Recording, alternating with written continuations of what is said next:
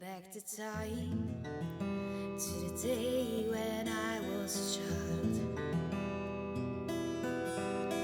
when everything's supposed to be wild. There's gonna be something wrong, something I can nitpick on. And unfortunately for me, what has happened is I have fallen in love with this instrument and with the idea of actually owning one of Jacob's guitars. And now the time is running fast, a messed up world with no promises. Welcome to Crimson Guitars and welcome to the first proper video filmed in my new home studio. This video is not about me, not about my guitars, it's not about what I'm doing or planning or dreaming of, or at least it's not supposed to be. It's supposed to be about JKM guitars. And the problem I have with this is that I'm making it all about me. I have rarely been so inspired, so envious, as it were, of another builder. Okay, rewind. We at Crimson Guitars are building the Dorset Guitar Museum. We're building a parent charity to that that's going to just hopefully change the face of music in the UK. I've got all of these massive plans, and one of the small parts of that plan is that we want to, through Daily Guitar Draw, through the Dorset Guitar Museum, promote other builders. Selling guitars, selling high-end guitars, selling handmade guitars or musical instruments or art or sculpture. It is difficult, and we have a platform, we have viewers, you fantastic people who are as in love with this instrument as we are. And if I can help to promote other builders through my platform, then that is what we're going to do. And that was this guitar at a recent guitar show. This guitar was on the stand. It was unsold at the end of the show.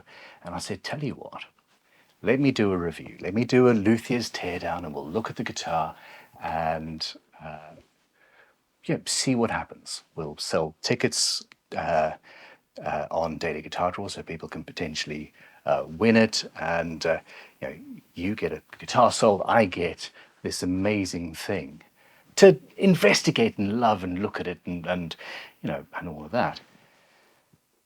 In the back of my head, I'm thinking, well, there's going to be something wrong, something I can nitpick on. And unfortunately for me, what has happened is I have fallen in love with this instrument and with the idea of actually owning one of Jacob's guitars. So, well, I'm sitting here, the guitar is a few feet away from me, and it is quietly singing in the background. It's amazing. I'm in love. Okay, so I am going to...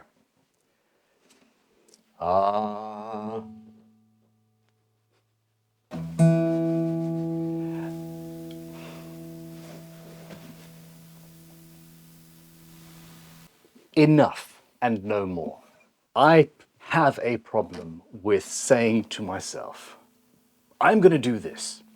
No, I'm going to do that. No, I'm going to take over the world. Most of the time I end up part of the way there, and I've overcomplicated my life. I have made things as difficult as humanly possible while trying to achieve something that is generally worthwhile, or at least I hope is always worthwhile. And I go off-piste, and you guys have watched me do that. And, on the channel, I'm actually making changes across the board so that we can have more of the considered and intelligent and adult things while also going off-piste and having fun. This guitar is a perfect example of somebody who decided that they wanted to do something. He went and he got a degree. He then carried on and did a master's in building guitars. He went and worked for the world-renowned Loudon Guitars for 7 years, and then during lockdown started building on his own and started his own company up, JKM Guitars. And the very first time I met Jacob, I tried to headhunt him to come and work for me at Crimson Guitars. And well, it could have actually happened. I think that was during the whole COVID nonsense. I'm glad it didn't, though, because he is doing his own thing and he's doing it absolutely superlatively. But this is what I crave. It is a guitar that, on the face of things, looks like any other instrument, or it looks like it could be any other instrument on the wall of a guitar shop. It could have been made in Korea. It could have been made from a distance in Korea. I'm not being offensive here. It could have been made in a factory in America or any one of those places. But it hasn't. It is handmade, but it isn't over the top handmade. What Jacob has done is he has designed from the ground up an absolutely superb, absolutely stable acoustic guitar, and he has done away with all of the fripperies, all of the ancillaries, all of the nonsense that I would put into an instrument. We have got an incredibly beautiful but very simple neck joint. The edges around the volute are perfectly carved, and this is not done on a CNC machine. It has got a very, very resonant top. It has been thicknessed to exactly the correct dimension in order to just resonate like a resonatey thing. Every detail has been done to exactly the right level of quality and precision, and no more. He has said this is where it needs to be a perfect acoustic guitar, and he stopped. He has an incredible build video, which is basically ASMR guitar building at its finest.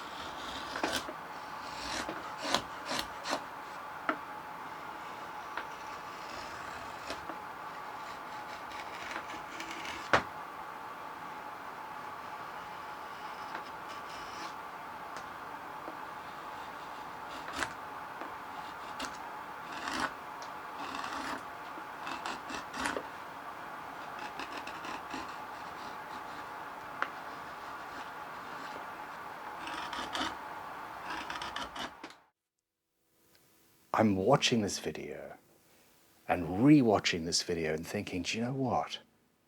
I sort of regret building Crimson. I sort of regret going and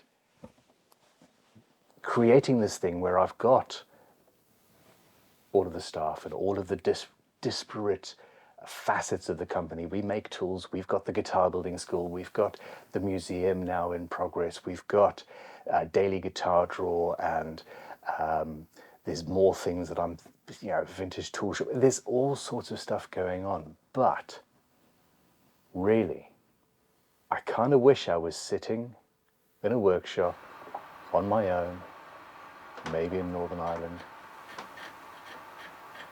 putting my headphones in and building a guitar to the best of my ability and stopping where I need to stop. I am blown away.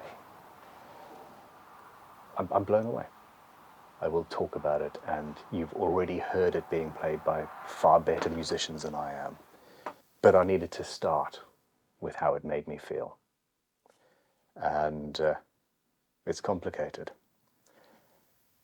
And I think I'm in love.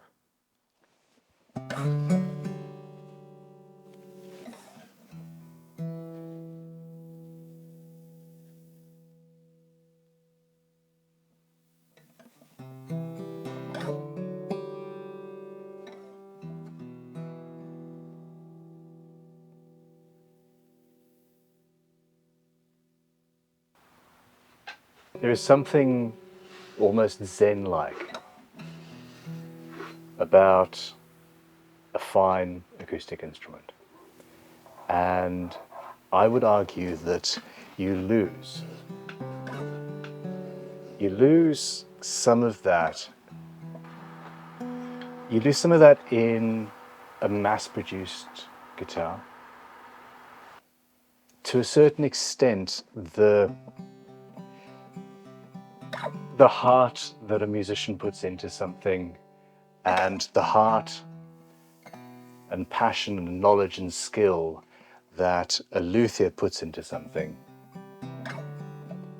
it's the same sort of thing. And I think that on a deep spiritual, slightly cheesy level, if you have got an instrument that a luthier has slaved over and loved and thought about for weeks and weeks and weeks, where they have hand scraped and hand sanded and finished and buffed and done all of this thought and all of these exercises, and they've done all of this in order to create something that you as a musician can then you can take that as a musician and do the exact same thing, but you're crafting with songs and with notes and with words. And I think that these two things feed each other, and that is why we love handmade instruments, and why we really should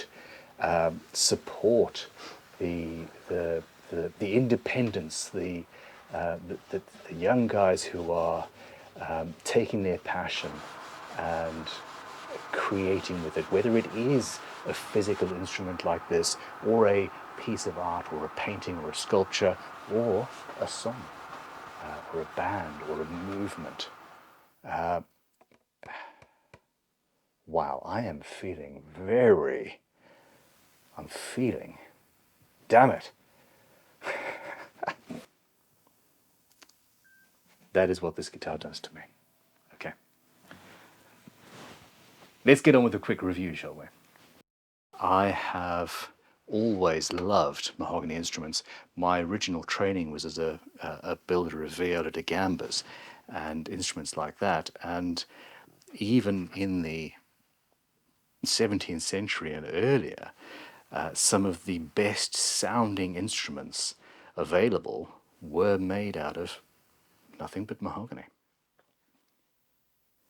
The fretwork is impeccable. It is annoyingly amazing. The fretboard is clean and simple and just perfect, and you can see here from this angle this neck joint blows me away. And I really want something to say where I can say, hey, I would do that differently. Or here's a learning moment. And I haven't found one. There are no glue lines. There's no squeeze out. There are no extraneous little bits of fluff or rubbish floating around inside this guitar. Every single brace is perfectly formed with intent and precision and sharp tools. Everything's interleaved properly internally. Structurally, he's made this instrument as thin as it possibly can be to create as much resonance as humanly possible from the off. And it has all been finished to perfection. And it's this simplicity mixed with craftsmanship, mixed with perfection, that just blows me away and makes me want to reconsider everything that I've done. This bridge is perfectly intonated, and it's been done in a sort of beautiful, organic kind of a way. It doesn't look like it's intonated. From a distance, it's just, oh my gosh, wow. I have no doubt that JKM could make a guitar with any number of of custom inlays and bits of horn and shell and bone and all of the stuff that I would personally throw into the mix. But this is restrained and perfect. A light finish. A beautiful, beautiful heel. I love that shape. The position of the strap button is absolutely fine. It doesn't actually get in the way of playing. I thought I found something wrong. It's not. It's a reflection of the strap button there. Can you see that? Oh, there we go. The guitar it's a mixture of all of the curves and swerves that you would expect, and then there's a hard line that I would have gotten rid of, but it looks great. This asymmetrical, I don't even know what I would call that shape, is really pleasing, and it's being done to maximize the comfort. You've got this line going down there that just disappears. Perfectly comfortable, perfect hand carved neck, using a Shinto saw rasp, I might add. It's those edges, it's those design choices that make it beautiful and functional. Again, I would make the volute slightly smaller, but if it was slightly smaller, you would lose these shapes. Somebody spent hours getting these shapes and keeping these shapes and keeping those edges. I am in awe, and so should you be. Obviously, Goto 510, fantastic quality hardware. Everything is as good as it should be, as good as it needs to be, and is not over the top. And I'm going to forget next week that this is what I want to do. Please remind me. Please go to Daily Guitar Draw, buy a ticket for this instrument, and I hope that you win it. If not, hey, go and check out JKM's website, blow up their inbox with orders. We are going to order a few for Daily Guitar Draw, and I think I'm going to be doing more of this. If you are an independent builder making instruments of this caliber, give us a shout. Maybe we can do the same sort of video. I warn you though, I want to find mistakes. That the game is to go into a guitar shop and find the most expensive guitar with the most glaring factory error or design error, and say, well, my gosh, they make that for £8,000. I can't believe they did this, etc. It's a fun game. You should try it. Thank you for watching. Click like, subscribe. Let me know if you like this format. And I'm going to be filming a lot more at home. I've been creating my own environment